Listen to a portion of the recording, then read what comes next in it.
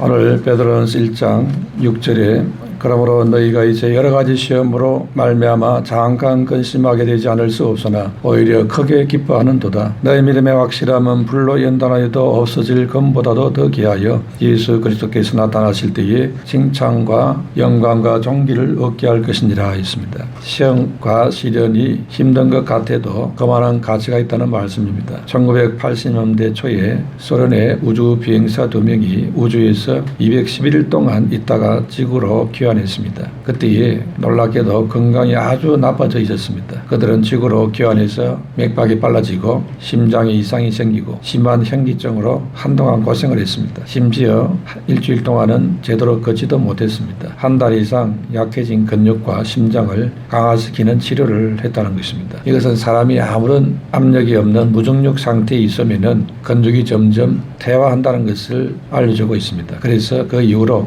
이걸 방지하기 위해서 소련에서는 우주 비행사들을 위한 힘든 훈련 과정을 만들었습니다. 또 펭귄복이라고 하는 고무밴드가 달린 운동복을 발견했습니다. 이것을 우주 비행사가 착용해서 무중력 상태에서 움직일 때에 반대 방향으로 저항력이 생기게 만들어 힘을 쓰도록 하는 그런 옷이었습니다. 그래서 이런 훈련 과정을 잘 소화를 시켜서 다시 우주로 보냈는데 다시 우주로 간 비행사들이 326일 동안 우주 비행을 마치고 지구로 귀환을 했는데 이번에는 아무런 건강에 이상이 발견되지 않았습니다. 무중력 상태를 한다 하더라도 적당한 압력과 적당한 힘쓰는 이런 일들이 필요하다는 것입니다. 그래야 건강에 좋다는 거지요. 우리가 생각할 때는 아무런 스트레스도 없고 아무런 압력도 압박도 없이 편안하게 그냥 살면 좋겠다 생각할지 모르지만 그렇게 살면 오래 살지 못합니다. 얼마 안 가서 빨리 죽습니다. 우리에게 힘들게 움직이고 근육도 쓰고 또 압박이 찾아오고 그걸 또 견뎌내고 이런 것들이 우리 사람에게 많은 유익을 가져다 준다는 것을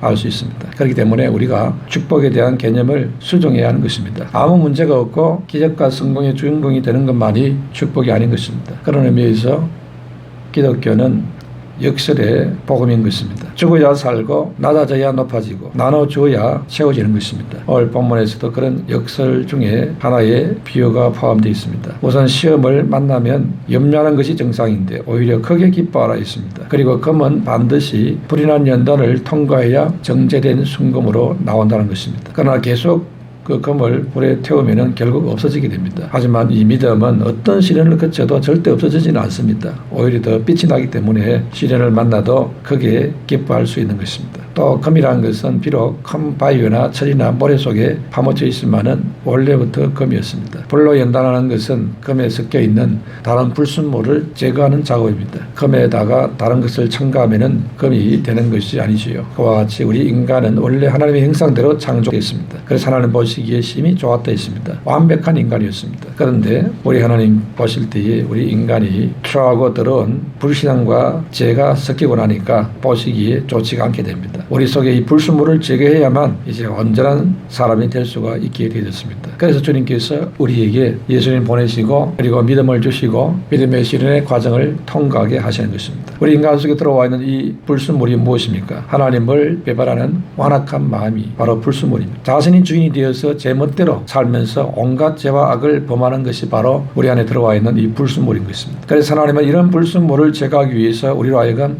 성령으로 거듭나게 해서 하나님을 찾게 했습니다. 그리고 예수님의 보혈로 과거에 지은 죄, 또 지금 짓고 있는 죄, 심지어 앞으로 지을 죄까지 포함해서 십자가에 못 박고 깨끗하게 해주었습니다. 그래서 모든 신자들이 비록 때때로 죄에 쓰러지기도 하지만은 다시 하나님을 몰랐던 옛날로 돌아가지 하지는 않고 이러면 안 된다 이런 마음을 가지는 것이지요. 그러나 믿음이 식어지고 약해지면은 그래서 하나님 몰랐던 옛날로 아무 부담 없이 돌아가게 되는 것입니다. 이것이 바로 하나님의 정죄 과정을 잘 받아들이느냐 못 받아들이느냐의 차이가 되는 것입니다. 우리는 계속해서 믿음의 시련을 통해서 내 안에 있는 이 죄와 세속과 불신앙의 불순물을 제거해내야 되는 것입니다. 이 시련을 통해서 이런 불순물이 다 제거되고 끝에 순수한 믿음만이 남아야 되는 것입니다.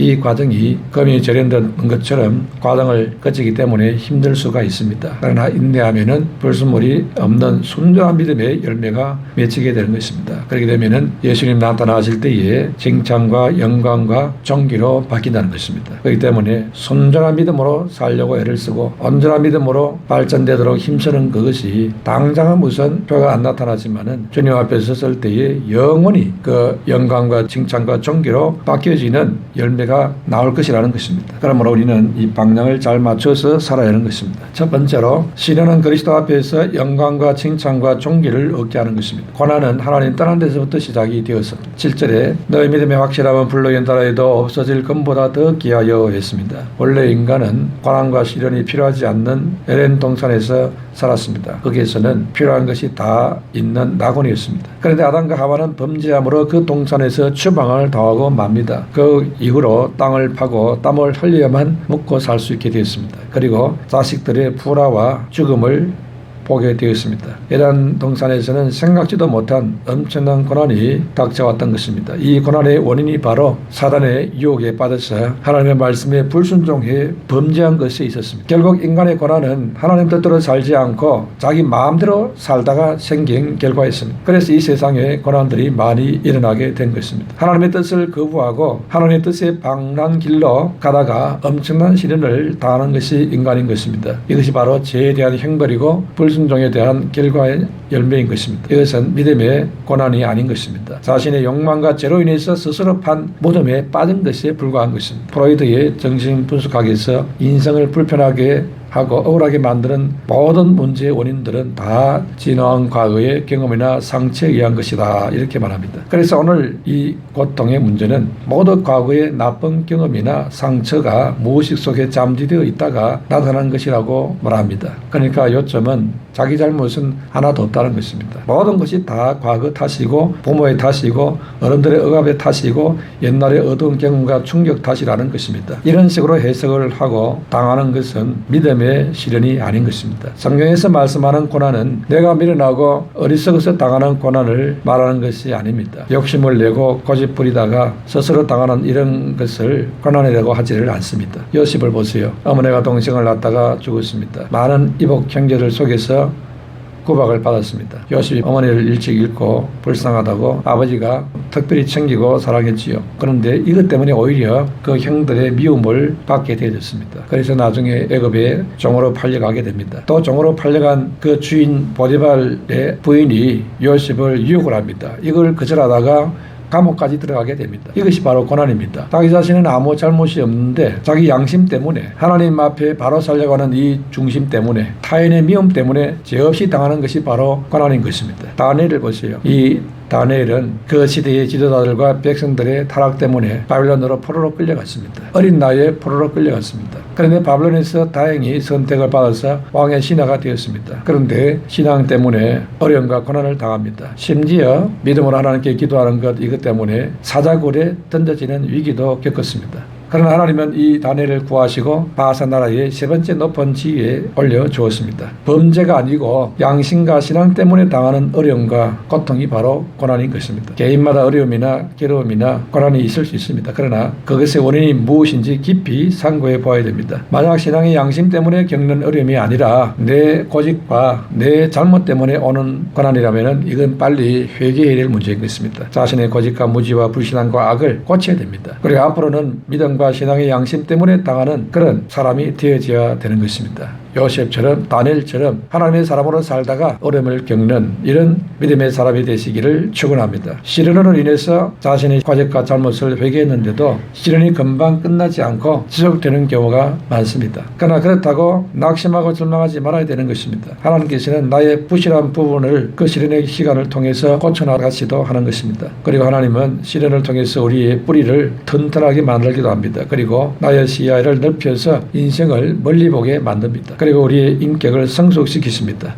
그래서 마침내 하나님의 뜻을 이루어 나가는 것입니다. 하나님이 쓰실 만한 그릇으로 만들어 가시는 것입니다. 그렇게 하기 위해서 먼저 우리를 깨끗하게 만들지요. 그래야 하나님이 귀하게 쓸 수 있기 때문인 것입니다. 그래서 시련이 결국 우리에게 유익이 되도록 하시는 것입니다. 야고보서 1장 2절에 4절에 보면은 내 형제들아 너희가 여러 가지 시험을 당하거든 온전히 기쁘게 여기라. 이는 너희 믿음의 시련이 인내를 만들어내는 줄을 너희가 알미라. 인내를 온전히 이루라. 이는 너희로 온전하고 구비하여 조금도 부족함이 없게 하려 함이라 했습니다. 두 번째로 시련에는 유익이 있습니다. 그러므로 시련이 올 때에 확신을 갖고 소망을 가지게 됩니다. 그래서 6절에 잠깐 근심하게 되지 않을 수 없으나 오히려 크게 기뻐하는 도다 했습니다. 모든 보석은 땅에서 캐냅니다. 그러나 유일하게 바다에서 나오는 보석이 있는데 그것은 진주입니다. 진주는 아베퀼리드라고 불리는 특별한 글 속에서 만들어집니다. 이 글 속에 모래알이 들어오면은 이 글은 나가라는 물질을 만들어 모래알을 감싸기 시작한답니다. 이 나가가 많이 덮일수록 진주는 커지고 값도 올라갑니다. 이 나가는 아주 조금씩 천천히 생성되기 때문에 작은 진주가 만들어지는데도 수개월이 걸린다는 것입니다. 그리고 큰 진주는 몇 년이 걸려서 만들어집니다. 그러나 이 글 속에 들어온 모래알이 모두 진주가 되는 것은 아닙니다. 모래알이 들어오면은 그에게 두 가지 선택이 주어집니다. 하나는 나가를 생성해서 코딩 작업을 하는 것이고 또 하나는 모래알을 무시하는 것입니다. 그런데 모래알을 무시하게 되면은 조개가 고생하지 않아도 되지만은 그 대신에 이 모래 때문에 굴이 썩게 됩니다. 그래서 굴이 당면한 이 두 가지 선택 가운데 하나를 택해야 하는 것입니다. 침입한 모래알의 도전을 받아들여서 진주로 만드느냐 아니면 무시하고 죽느냐 둘 중에 하나의 선택이 있는 것입니다. 이와 같이 우리 사람들에게도 두 가지 선택에 대한 길에 설 때가 있습니다. 온갖 종류의 모래가 우리 안에 들어옵니다. 이때 우리는 그것을 도전과 믿음의 기회로 여기고 진주를 만드는 사람이 되는 것이 바로 하나님의 뜻인 것입니다. 반면에 어떤 사람은 이를 거부하고 원망하다가 스스로 파멸에 떨어지기도 하는 것입니다. 그러므로 우리는 나에게 다가오는 시련이나 이 신앙의 시험을 이상한 일로 여기지 말고 믿음으로 반응을 해야 하는 것입니다. 그래야 은혜가 임하고 진주가 만들어지는 좋은 결실이 나오는 것입니다. 여러분이 당하는 시험이 있다면 그게 괴로울 수 있습니다. 그러나 그 시험을 통해서 내게 주시는 하나님의 은혜가 있다는 사실을 기억해야 하는 것입니다. 이걸 기뻐할 사람 없고 환장할 사람 없겠지만은 그렇다고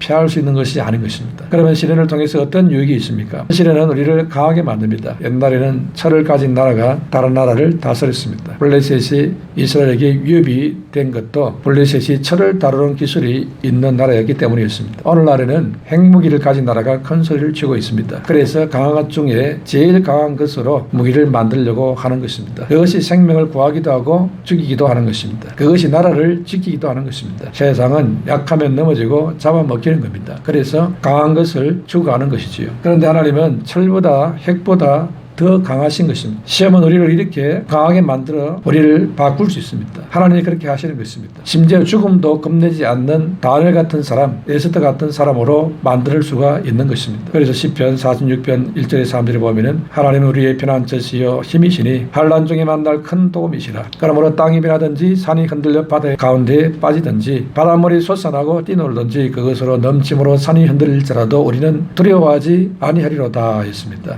이런 담대함이 시련을 통과할 때에 주어지게 되는 것입니다. 성경에 귀신을 말할 때 자주 사용하는 말이 있습니다. 그 말이 더러운 귀신이라는 말입니다. 이 말은 이 귀신은 쓰레기 같고 아무짝에 쓸데없다는 그런 의미지요. 그런데 시험이 더럽고 추한 우리를 씻기시고 변화시키시고 깨끗하게 만들어 주십니다. 그렇기 때문에 이 시험이 우리에게 필요하기 때문에 하나님이 때로는 시험을 보내시기도 하는 것입니다. 그래서 믿음의 시련으로 깨끗한 사람으로 변화되어 나가는 것입니다. 또 이 시련을 잘 통과하면 구비에서 부족함이 없다고 말했지 않습니까? 상많은 자리에까지 나가기도 만드는 것입니다. 그래서 바울은 여러 가지 시련을 잘 통과해서 하늘에 상받는 소망을 갖게 됐다는 것입니다. 그래서 디모데후서 4장 7절 8절에 나는 선한 싸움을 싸우고 나의 달려갈 길을 마치고 믿음을 지켰으니 이제 후로는 나를 위하여 의의 멸관이 예비되었으므로 주 곧 어려우신 재판장이 그날에 내게 주실 것이며 내게만 아니라 주의 나타나심을 사모하는 모든 자에게 도니라 했습니다. 내가 주님 앞에 설 날이 점점점 다가오는데 내가 믿음을 지키고 더 선한 싸움을 하고 믿음을 지키려고 힘쓰고 애쓰고 해야 되는 것입니다. 이런 과거가 있어야 주님 앞에 담대히 설 수 있는 이런 마음이 생기는 것입니다.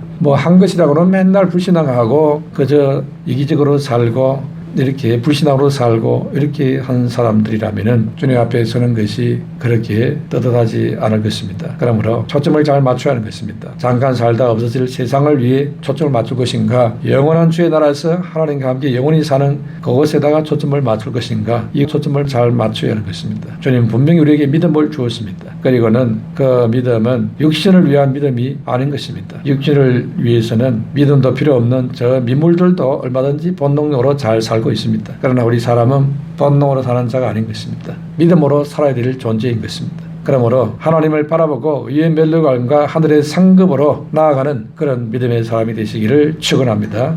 세 번째로 우리에게 다가오는 시련은 감당할 시험밖에 없다 했습니다. 광야 세상길을 가는 동안에 여러 가지 시험이 있을 수 있습니다. 구약시대 이스라엘 백성들이 광야길을 가다가 먹고 마시고 살아가는 문제로 어려움을 당했을 때에 염려했습니다. 그 염려가 원망이 되고 불평이 되어 시험에 빠졌지요. 그러나 하나님께서는 우리에게 일용할 양식을 필요할 때마다 언제든지 채워주시는 주님이 있습니다. 그럼에도 불구하고 그 하나님의 은혜를 잊어버리고 또 어려움이 오고 시련이 닥치니까 불신앙에 떨어지게 됩니다. 이런 미혹에 빠져서 눈에 보이는 모세를 대적하고 원망하는 일에 열심을 냈습니다. 나중에는 유혹에 빠져서 우상숭배까지도 떨어지게 됩니다. 이렇게 시시때때로 하나님을 반역하는 일들을 하다가 결국에는 가나안 땅에 들어가지 못하고 광야에서 다 쓰러져 죽고 마는 것입니다. 고린도전서 10장 13절에 사람이 감당할 시험밖에는 너희가 당한 것이 없나니 했습니다. 여기서 시험이라는 것은 헬라어로 파라이스모스라는 말로 유혹이라는 말입니다. 우리는 광야 세상길을 갈 때에 많은 유혹을 받습니다. 그런데 그 모든 유혹은 우리가 감당할 수 있는 유혹입니다. 왜냐하니까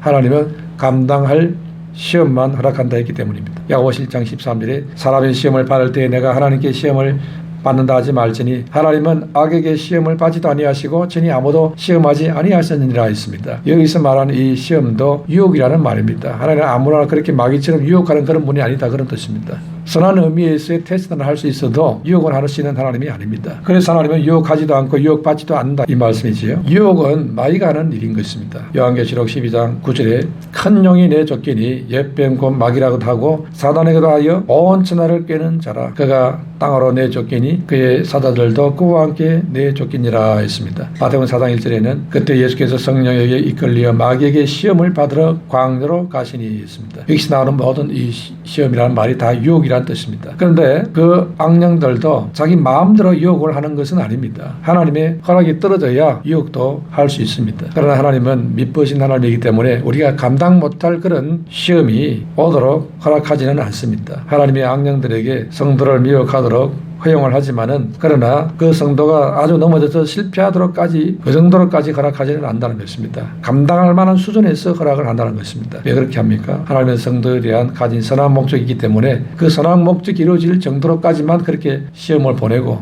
유혹도 보내고 이렇게 하지 100% 다 넘어질 수밖에 없는 그런 시험을 보내시는 하나님이 아니라는 것입니다. 우리가 얼마든지 믿음으로 이길 수 있는 그런 유혹이 온다는 것입니다. 그러므로 모든 유혹을 믿음으로 이기게 되시기를 축원합니다. 아이고 나는 못 이깁니다 할 수 없습니다. 그거는 그냥 넋두리고 엄살에 불과합니다. 하나님이 다 아십니다. 주님 바라보고 붙잡고 나아가면 충분히 이길 수 있는 그런 수준으로 시험을 보낸다는 것입니다. 우리가 유혹을 이길 수 있는 이유는 시험 당할 적음에 피할 기도 낸다고 했습니다. 고린도전서 10장 13절에 시험 당할 적음에 또한 피할 길을 내사 너희로 능히 감당하게 하시느니라 했습니다. 우리가 시험을 잘 감당하여서 성장하는 것이 하나님의 뜻입니다. 야고보 1장 3절 4절에 이는 너희 믿음의 시련이 인내를 맛으리라는 줄 너희가 알미라. 인내를 온전히 이루라. 이는 너희로 온전하고 그 위하여 조금도 부족함이 없게 하려 함이라 했습니다. 성도가 믿음으로 최선을 다해 극복하려 하다가 자기의 능력으로 극복할 수 없을 때 하나님이 피할 길을 내신다는 것입니다. 그러므로 우리가 이 하나님의 말씀을 통하여서 하나님은 내게 감당할 만한 그런 시험을